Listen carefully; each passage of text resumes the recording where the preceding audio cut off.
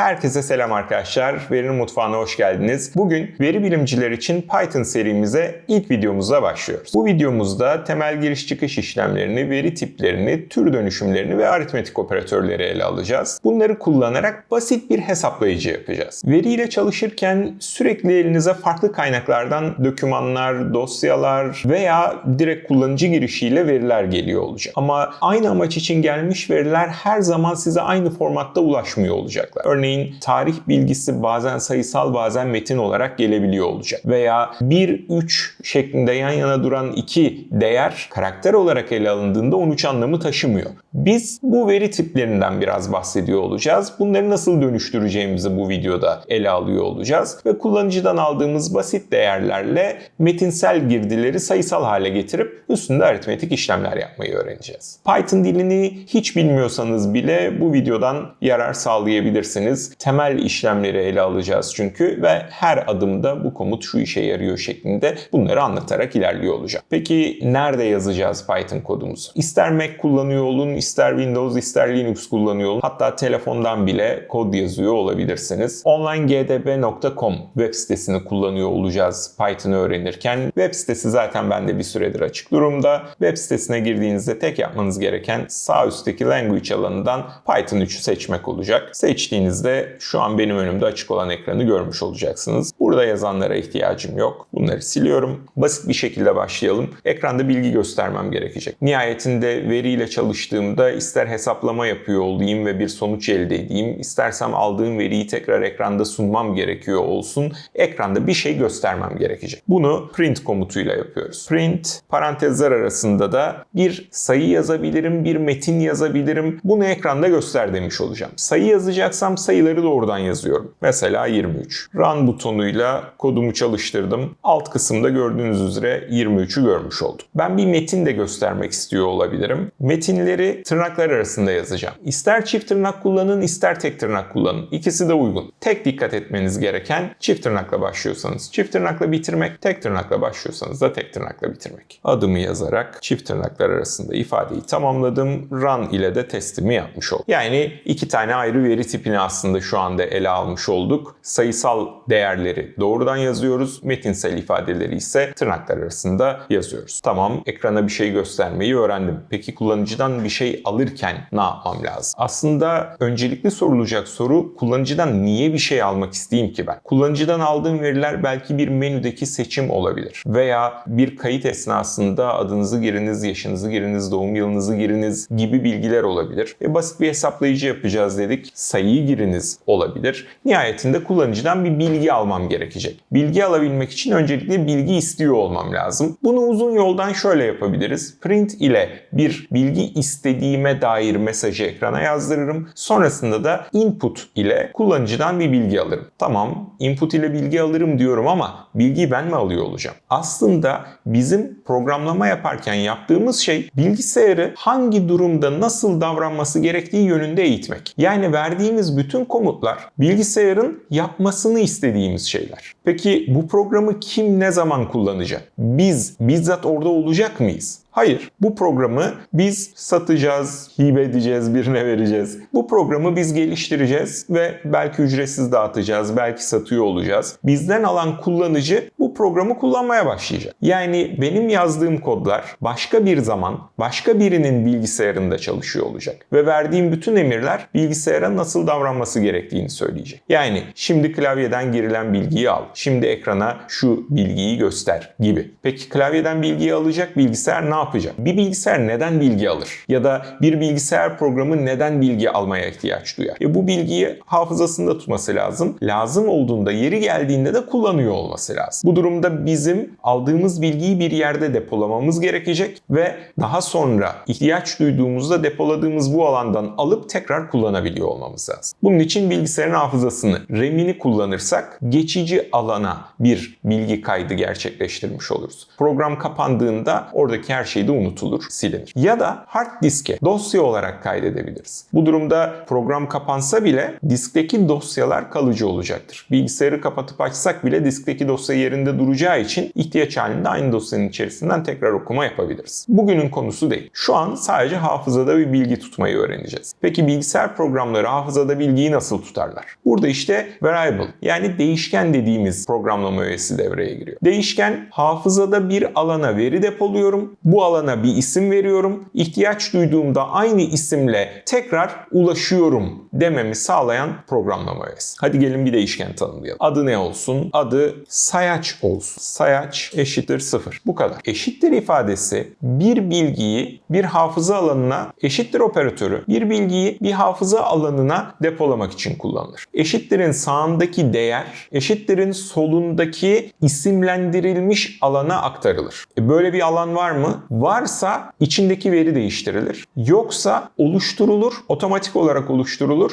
ve içerisine veri depolanır. Yani benim şu anda yazmış olduğum sayaç eşittir 0 ifadesi sayaç isimli bir hafıza alanı tanımlıyor. İçerisine 0 bilgisini yerleştiriyor. Hafızada veri depolamayı öğrendik ama bu veriyi kullanıcıdan almamız lazım demiştik. O zaman şöyle yapalım. Önce uzun yoldan yapacağım. Yazdıklarımı siliyorum. Print ile ekrana adınızı giriniz ifadesini yazdırıyorum. Sonrasında input ile kullanıcıdan bir bilgi almak isteyeceğim. Programı çalıştırıyorum. Adınızı giriniz dedi. Adımı girdim. Fakat benim girdiğim ad programımın hafızasında herhangi bir yere depolanmadı. Yani bir satır aşağıya inip girilen ad Ercan bilgisini ekrana yazdırmak istesem bunu yapamam. Çünkü girilen ad hafızada herhangi bir yerde depolanmadı. Ne yapıyorduk depolama için? Eşittir'i kullanıyorduk. Eşittir'in sağındaki alınıp sol taraftaki hafıza alanına aktarılıyordu. Hadi gelin o zaman bu satırı biraz değiştirelim. Ad eşittir input komutunun çalışması sonucunda elde edilen değer. Yani input çalışacak bir değer elde edilecek ve bu ad isimli hafıza alanına kaydedilecek. Hemen çalıştırıyorum. Adınızı giriniz dedi. Adımı girdim. Artık bilgisayarın hafızasında ad olarak isimlendirilmiş bir alanda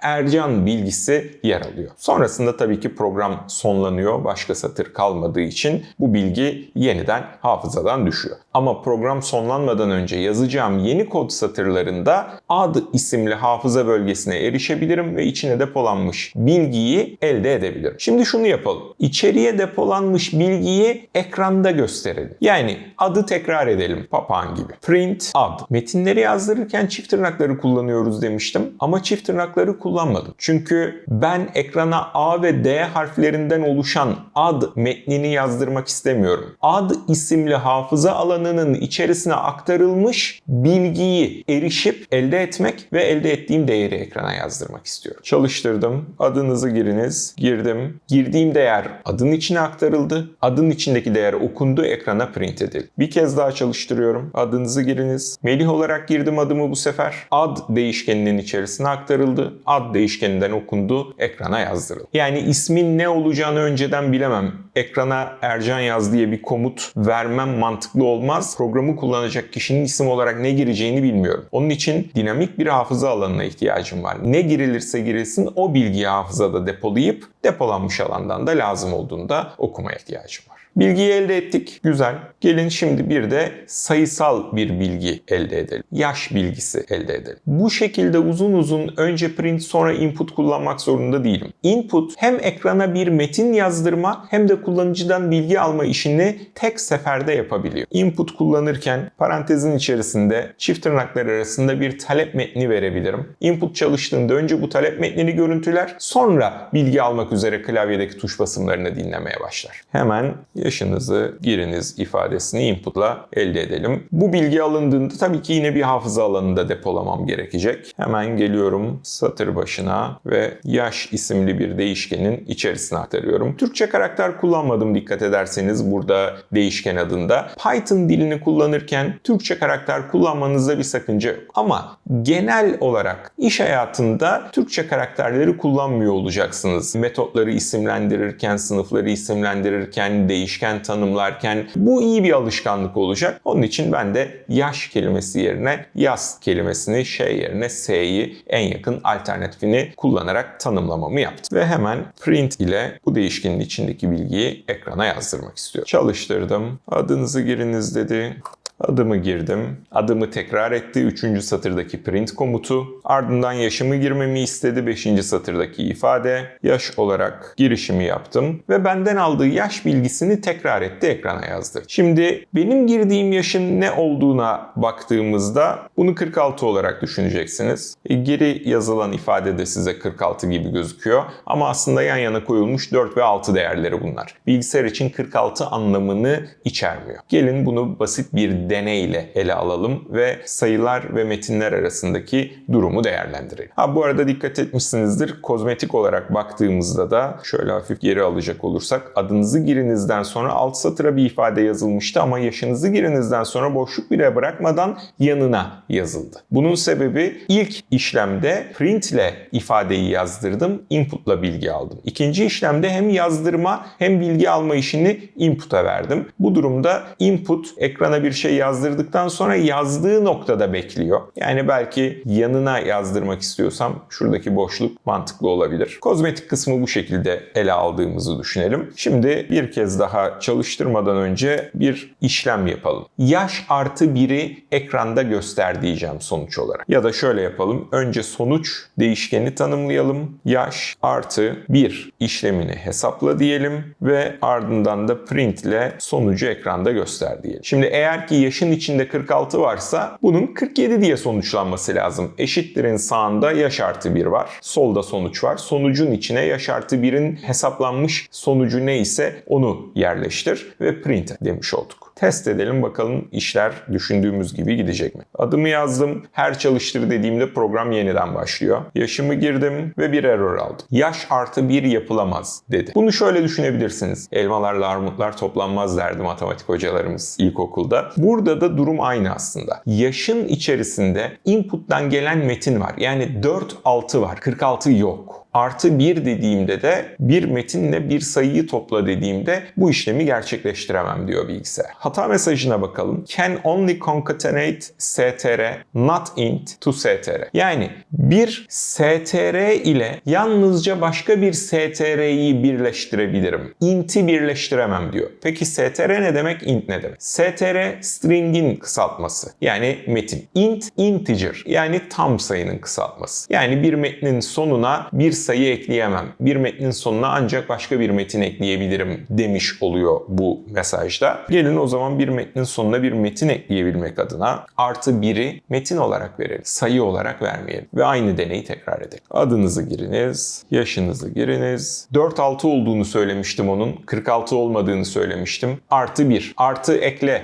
olarak düşünülürse 4-6'ya 1 ekle. O zaman 4-6 1 olur. Yani biz bunu şu an 461 olarak düşünebiliriz ama bilgisayarın gözünde bu zaten 46 değildi. Şu anda da 461 değil. Bizim o zaman sayısal işlem yapmamız gerekiyorsa öncelikle artı 1'in metin olarak çift tırnaklar arasında değil sayı olarak doğrudan yazılması lazım. Tabii ki bu işlemin matematiksel bir toplama işlemi olabilmesi için yaşın içerisinde de bir sayı olması lazım. Şu an kullanıcıdan aldığımız input bir metindi, bir sayı değildi. Hemen bir düzenleme yapacağım. Yaş ile değil de İngilizce age olsun. Age ile ilerlemek istiyorum. Age isimli bir hafıza alanı oluşturdum. Int parantezinde yaşı yazdım. Yani int'e çevir yaşı. Bir sonuç elde et. Eşittir sayesinde bu sonucu age'in içine koy demiş oldum. Ve print age de ekliyorum buraya. Ardından da yaşla 1'i toplayamayacağımı zaten biliyorum önceki deneyimimden. Age ile 1'i topluyorum. Elde ettiğim sonucu da yeniden ekrana print etmek istiyorum. Çalıştırdım bir kez daha. Adınızı giriniz. Yaşınızı giriniz. Yaşınızı giriniz dedi. Girdim. Yaşımı int'e çevirip age'in içine koydu. Yani yaşın içinde 4-6, age'in içinde 46 var. Yaşı ekrana print etti. 4-6.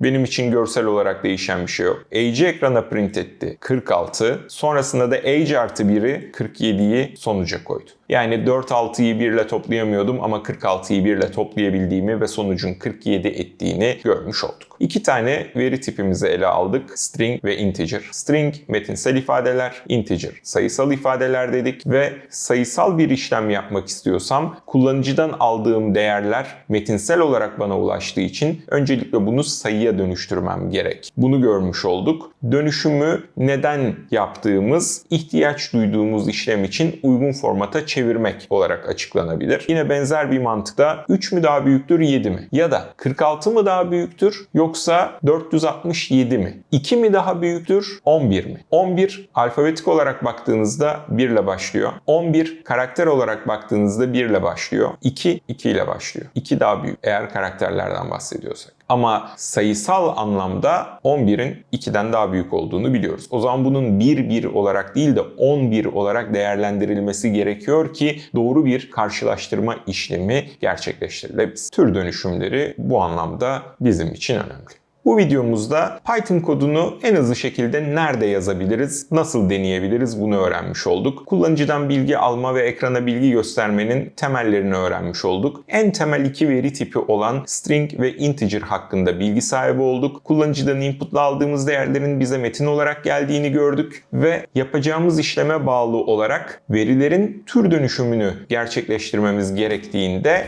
basit bir dönüşümü nasıl uygulayacağımızı ele almış olduk ve çıktılarımızı ekrana gösterdik. Tabii bir şey daha var. Hafızada nasıl bilgi saklayacağımızı da öğrenmiş olduk. Sıradaki videolarda yeni konuları öğrenmek üzere tekrar görüşmek dileğiyle. Hayatta kalın.